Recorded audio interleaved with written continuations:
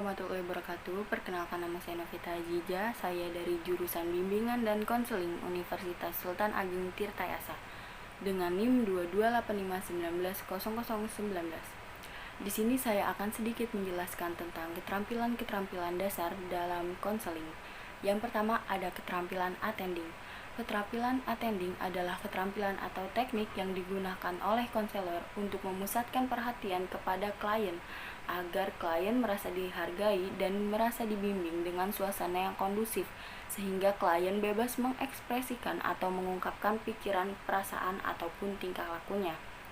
Tujuan dari keterampilan attending sendiri adalah untuk penciptaan suasana nyaman supaya klien merasa dihargai, meyakinkan klien untuk mempercayai konselor. Selain itu juga menurut Sofyan 2004 menyatakan bahwa keterampilan attending memiliki beberapa tujuan. Yang pertama, meningkatkan harga diri konseli. Yang kedua, menciptakan suasana aman bagi konseli. Yang ketiga, memberikan keyakinan kepada konseli bahwa konselor adalah tempat dia mudah untuk mencurahkan segala isi hati dan perasaannya. Yang selanjutnya ada aspek dari keterampilan attending. Yang pertama yaitu pribadi konselor harus empati merasakan apa yang dirasakan oleh konseli. Yang kedua, konselor harus mampu membaca perilaku nonverbal dari konseli.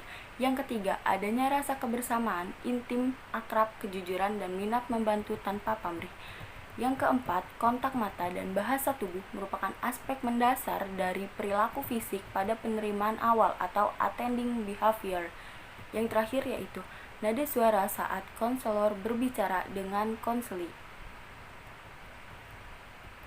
Keterampilan attending meliputi yang pertama, posisi badan termasuk gerak isyarat dan ekspresi muka. Di antaranya, posisi badan yang baik dalam attending mencakup duduk dengan badan menghadap klien, tangan di atas pangkuan untuk berpegangan bebas, atau kadang-kadang digunakan untuk menunjukkan gerak isyarat yang sedang dikomunikasikan secara verbal. Responsif dengan menggunakan bagian wajah, misalnya senyum spontan atau anggukan kepala sebagai persetujuan atau pemahaman, dan kerutan dahi, tanda tidak mengerti. Badan tegak lurus tanpa kaku dan sesekali condong ke arah klien untuk menunjukkan kebersamaan dengan klien. Yang selanjutnya yaitu kontak mata. Kontak mata yang baik berlangsung dengan melihat klien pada waktu dia berbicara kepada konselor, dan sebaliknya. Kontak mata harus dipertahankan atau dipelihara dengan menggunakan pandangan spontan yang mengekspresikan minat dan keinginan mendengarkan serta merespon klien. Yang terakhir yaitu ada mendengarkan. Memelihara perhatian penuh yang terpusat pada klien, mendengarkan apapun yang dikatakan klien, mendengarkan keseluruhan pribadi klien atau kata-kata, perasaan, dan perilakunya, serta memahami keseluruhan pesannya. Yang selanjutnya yaitu ada tahapan attending. Yang pertama, preparing for attending atau persiapan. Yang kedua attending personally atau attending secara personal. Yang ketiga, observing atau mengamati. Yang keempat, listening atau mendengar. Yang terakhir, help involved atau perilaku menghampir atau melibatkan konseli. Yang kedua yaitu ada keterampilan raport. Keterampilan raport adalah hubungan baik antara konselor dan konseli dengan menunjukkan kerjasama yang optimal. Teknik raport dalam konseling merupakan suatu kondisi saling memahami dan mengenal tujuan bersama. Selanjutnya ada tujuan dari raport itu sendiri. Tujuan utama teknik ini adalah untuk menjembatani hubungan antara konselor dan konseli, penerimaan dan minat yang mendalam terhadap klien dan masalahnya. Melalui teknik ini akan tercipta hubungan yang akrab antara konselor dan klien yang ditandai dengan saling mempercayai. Selanjutnya yaitu ada tahapan dari keterampilan raport. Yang pertama, pemberian salam yang menyenangkan. Yang kedua, menetapkan topik pembicaraan yang sesuai. Yang ketiga, susunan ruang konseling yang menyenangkan. Yang keempat, sikap yang ditandai dengan kehangatan emosi. Yang kelima yaitu realisasi tujuan bersama, menjamin kerahasiaan klien, kesadaran terhadap hakikat klien secara alamiah. Selanjutnya yaitu ada beberapa hal penting yang harus diperhatikan oleh konselor untuk menciptakan keterampilan raport. Menurut Wibowo tahun 1986, dalam menciptakan raport, ada beberapa hal penting yang harus diperhatikan oleh konselor. Yang pertama yaitu penataan lingkungan fisik atau ruang dan perabot konseling. Yang kedua, sambutan terhadap kehadiran konseli. Yang ketiga, penggunaan kontak mata. Yang keempat, penggunaan gerakan-gerakan, isyarat tubuh, dan ekspresi wajah. Yang kelima, pengamatan terhadap penampilan konseli. Yang keenam, penggunaan nada dan suara. Yang ketujuh, ajakan agar konseli berpartisipasi aktif dalam proses konseling. Yang kedelapan, pengenalan latar belakang konselor. Yang kesembilan, penjelasan tentang maksud dan tujuan konseling. Yang kesepuluh, penjelasan tentang batasan-batasan dalam konseling. Yang kesebelas, penjelasan fokus dalam konseling. Yang ke-12, penjelasan peranan dan tanggung jawab dalam konseling. Yang terakhir, pengorganisasian waktu.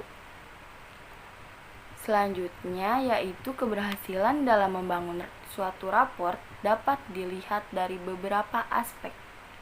Aspek yang pertama yaitu adanya sikap hangat antara konselor dan klien. Yang kedua, adanya perhatian dan penerimaan klien secara positif. Yang ketiga, adanya sambutan terhadap klien.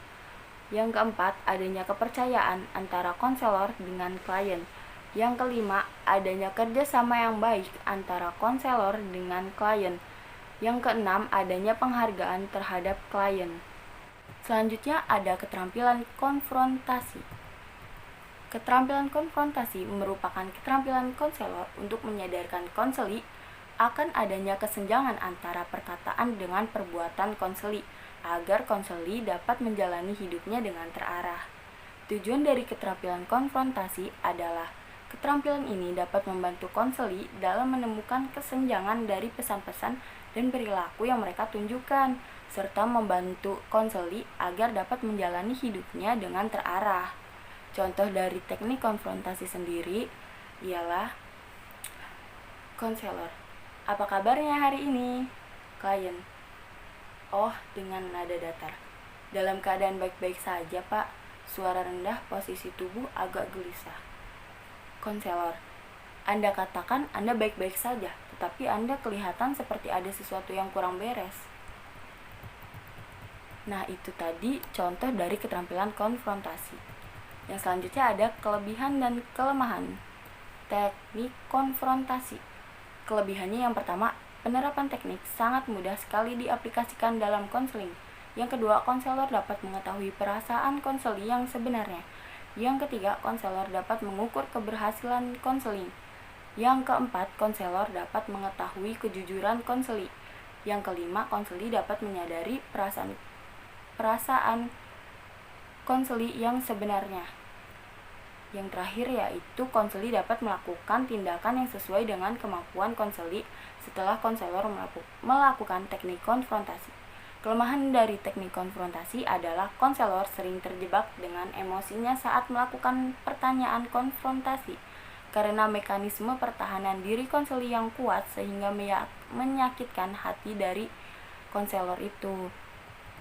Selanjutnya ada keterampilan dorongan minimal. Definisi dari keterampilan dorongan minimal adalah keterampilan dorongan minimal merupakan keterampilan memberikan suatu dorongan langsung yang singkat terhadap informasi yang telah diungkapkan oleh konseli.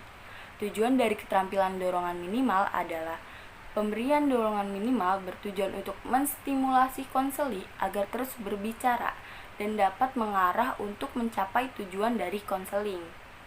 Bagi konselor, keterampilan ini berguna untuk menggali informasi konseli yang lebih dalam, sehingga lebih mudah bagi konselor untuk memahami konseli. Contoh penerapan keterampilan dorongan minimal. Klien, saya putus asa dan saya nyaris. Klien menghentikan pembicaraannya. Konselor, iya. Klien, nekat bunuh diri. Konselor, lalu? Ya, seperti itu contoh dari penerapan keterampilan dorongan minimal.